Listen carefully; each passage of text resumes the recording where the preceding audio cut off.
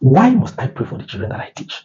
I pray for the children that I teach because I am not just raising young minds. I am not just raising young people. I'm not just raising children. I'm actually raising destinies. People who will come to fulfill their destinies. Destiny fulfillers. I am actually raising destiny for the Lord. So when I pray, what do? I prepare their hearts in prayer. I prepare their hearts in prayer. When I pray, what do? I pray for them to have encounters even through the things that I teach. What do I do when I pray?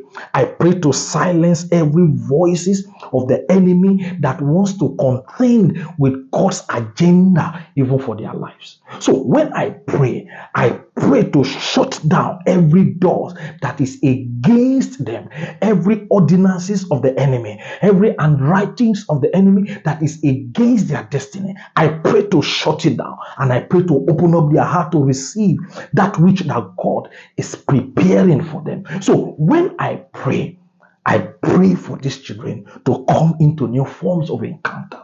And that is why I pray for the children that I teach. And I want to encourage you. Join me as we pray together, even for the children that we teach. God bless you.